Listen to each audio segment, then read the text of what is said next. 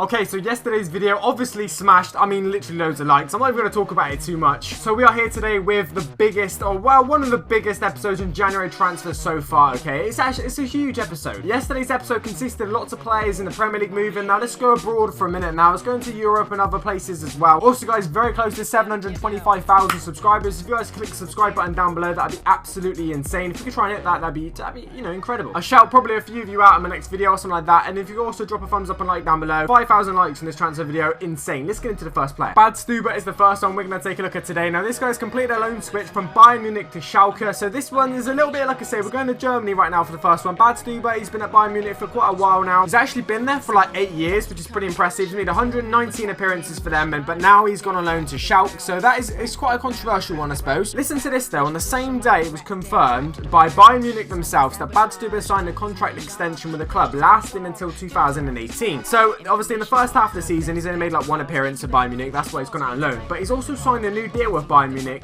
and gone on loan to Schalke. So they obviously think there's a future for him after at Bayern Munich. But he's just sort of saying, look, I need to go get some like, you know, game time in the second half of the season at Schalke or something. Because at the minute, I'm not getting it at Bayern Munich and stuff. And, you know, signing a new deal. I've not really heard of many deals like that happening before. I've done a lot of these transfer videos and that's probably the first one I've ever reported. He's gone out on loan the same day he signed a contract with his, you know, owned club or whatever. So that's pretty weird. That's pretty different. So Badstuber, I've talked about this one because like I say, it is pretty different. It does stand out a lot from other transfers that have happened. Next up, we've got a guy who's actually played for his new club so far. So you could have seen him. Probably, I think he played against Real Madrid the other week. He came on as a substitute or something like that. We've got Stevan Jovetić, obviously now playing for Seville. He's gone there on loan. So the former Manchester City boy has joined the La Liga side from Inter Milan. So this is only a deal until the end of the season currently, but the Spanish side do actually have the option to sign him on a permanent at the end of the season if they choose to do that. Now apparently the Montenegro international actually spoke to ex-Manchester City guy, or current Manchester City guy, Samir Nasri, which is obviously his former teammate, about making the move, and Nasri's obviously said, yeah, come along, you know, we're doing good things, come along. And if he does well, then obviously there is the potential there to sign him on a full-time contract permanent thing at the end of the season. This guy's done pretty well. I think the wrong move for him was going to Man City, you know, never really got any game time, and he's sort of been in quite a few clubs after that, etc, etc. Well, saying that, he went on loan to Inter Milan, then a permanent, now he's on loan at Seville. He's been on 2 loan deals since obviously Man City, so, and he's 27 years of age now. He needs to find that feet, he needs to find that consistency now. He only played 5 times for Inter Milan this season, not getting in the team at all, so loan move's definitely the right option for him. And going to Seville, obviously they're doing pretty well in the Liga so far. Hopefully he can, like, you know, spruce it up another level. Samir Nasri told me that Seville was a good club. This is what Jovetić said at his press conference. I chose Seville because they play in the Champions League and they are fighting at the top of La Liga. There you go, there are his reasons. Apparently his all his 5, you know, appearances in the Serie A,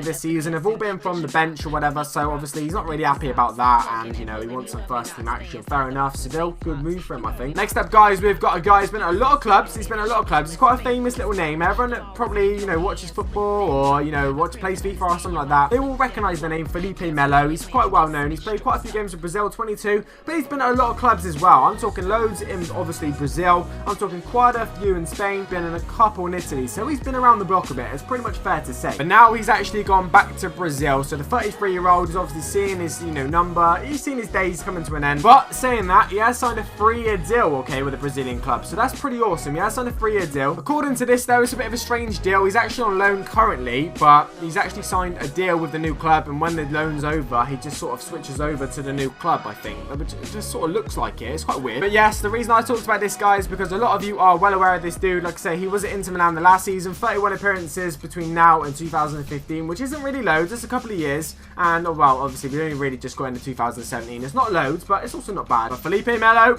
you're going to see a few more years of him. You're going to see him in the Brazilian league next up. Next up, we got maybe, I think he was the most expensive 16-year-old in the world of football, or the highest paid 16-year-old the football's ever seen. He was on like 80 grand a week at 16, I believe. We've got Ødegaard, who's now gone out on loan from Real Madrid. Now, this guy's saying that the spotlight, you know, he's ignoring the spotlight after making his loan move now. The Norwegian international is joining the Dutch outfit on an 18-month deal, okay? So it's the end of this season and the whole of next season on loan as well. Real Madrid obviously feel like that. Oh, sorry, he joined at 15 at Real Madrid. So he's the highest paid 15-year-old ever, which is absolutely a joke. Now, this guy's attracted a lot of attention. You know, he's saying that he's apparently got a lot of talent. I haven't watched too much of him, but now, hopefully, with this loan move, it'll make him a little bit more mature, a little bit older, over there for the next year and a half, and hopefully he can do really, really well. And when he's done there, he can go back into the Real Madrid team, hopefully, and just, you know, get, like I say, get into the team and prove he's decent, because in a minute, he's still bloody young. I do think, you know, obviously, the right move for him is going out on loan because he's so young, and obviously Real Madrid have so much talent. So yeah, that was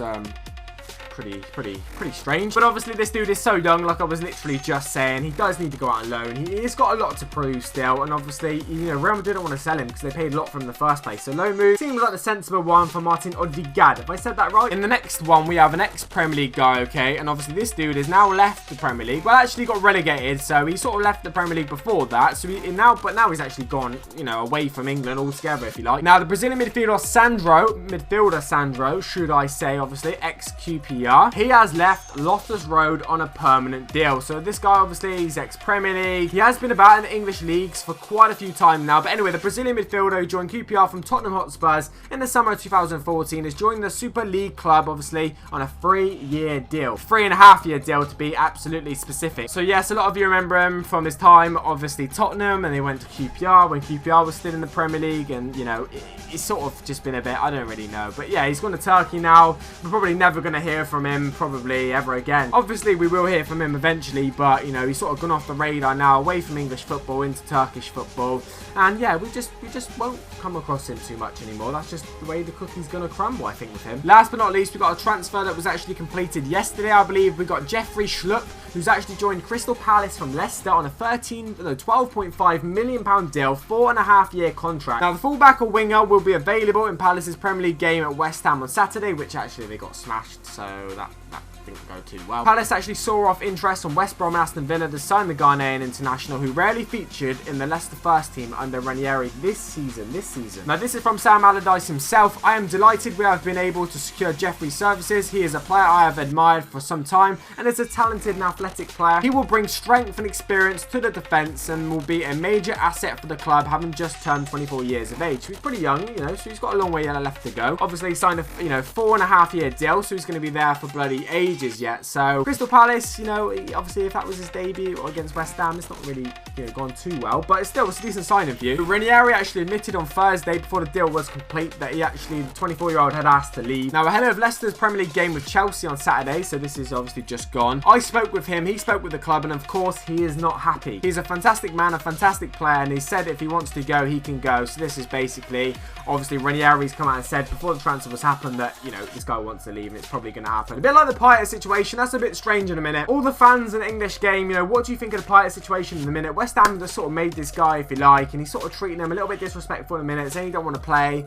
Marseille want to come back in for him, which I featured in a couple episodes ago, if you guys want to go back and see that. Anyway, guys, hopefully you have enjoyed your Sunday. Drop a like and a thumbs up down below. This has been an absolutely massive episode. 6 players today. I've gone a little bit up for you guys. Drop a like, drop a comment, subscribe. This hit 725,000 subs. I'm out. Peace.